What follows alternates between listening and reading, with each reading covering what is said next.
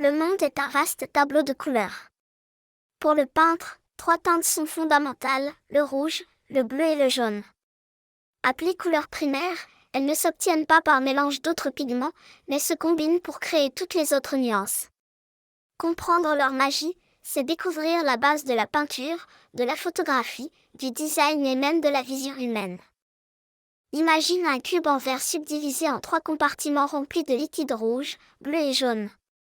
Quand la lumière du soleil le traverse, chaque rayon se teinte de l'une de ces couleurs, puis se recombine pour former une lumière blanche équilibrée. Ce phénomène se retrouve dans l'arc-en-ciel. Les gouttes de pluie séparent la lumière du soleil en 7 couleurs, mais les trois premières sont issues des primaires qui régissent nos crayons de couleur. Dans l'art, les maîtres italiens de la Renaissance utilisaient ces primaires pour composer des fresques harmonieuses. Titien préférait mêler un rouge chaud, un bleu profond et un jaune lumineux pour créer l'illusion de la chair et de la lumière sacrée. En impression, le système CNIK utilise le cyan, le magenta et le jaune dérivés des primaires afin d'imprimer des millions de couleurs sur du papier. La nature aussi parle le langage des primaires.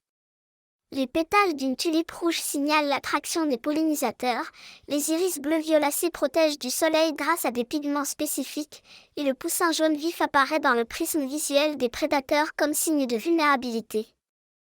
Les oiseaux tropicaux, quant à eux, combinent souvent rouge et jaune pour se camoufler dans les fleurs ou avertir d'un goût amer. Pour expérimenter chez toi, prends 3 gobelets transparents et verse de l'eau colorée, rouge, jaune, bleu.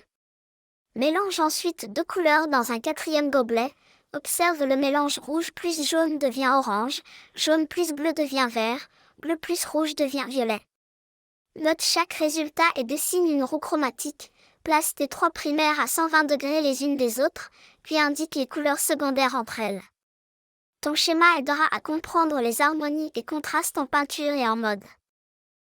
Le défi créatif du jour, réalise une chasse aux primaires chez toi.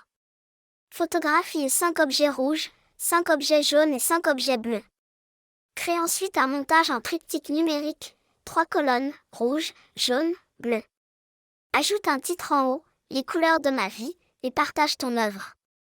Tu verras comment ces 3 couleurs dominantes structurent ton regard et ton quotidien.